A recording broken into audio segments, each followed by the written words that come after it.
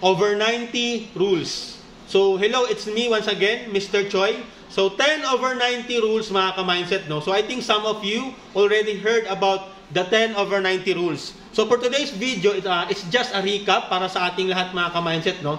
Sa mga nangyayari ngayon sa ating panahon, whereby ang daming kaguluhan, ang daming commotion, ang daming gulo, especially away kalsada, riot dito, riot doon, 'di ba? Patayan dito, patayan doon. So, 10 over 90 rules. So, paano nga ba ito ginagamit at paano ito makakatulong sa ating pang-araw-araw na pamumuhay? So, 10 over 90 rules, yung 10 desisyon nating sa buhay, really can affect the 90% of our whole entire life. So, ibig sabihin, yung 10% pwedeng maapektuhan yung 90% nating kabuuang buhay sa ating simpleng decision lamang. So, let's say, for example, mga ka-mindset, meron kang isang nakasalamuhang commotion, kaguluhan, or argumentation. Yung 10 over 90 rules, paano siya gumagana? Let's say, yung 10% mong decision, halimbawa, pag nagpadala ka sa init mo ng ulo, nagpadala ka sa galit, nagpadala ka sa bugso mo ng damdamin, well, definitely, pwede kasing mangyaring magkagulo, mag-away kayo, magsuntukan, magpatayan, etc. So, yun yung 10% mong decision. Ibig sabihin, nag-decide ka makipag-engage sa kaguluhan. Whereby, supposed to be, kung pwede ka namang umalis lang, pwede ka namang lumayo lang sa sitwasyon, pwede ka namang hindi pumatol sa mga kaguluhan or commotion na iyong nasasalamuha. So, yun yung ibig sabihin ng 10 over 90 rules.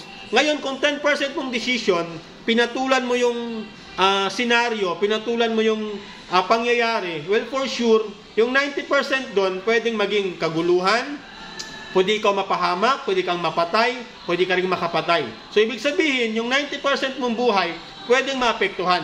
Kasi ang resulta noon, ang consequences noon, pwede kang makulong, pwede kang magtago, o pwedeng maging miserable ang buhay mo, or pwede rin ikaw ang mapaslang. So, let's say for example, yung 10% mo is ginamit mo sa maayos. Ibig sabihin, huminahon ka lang.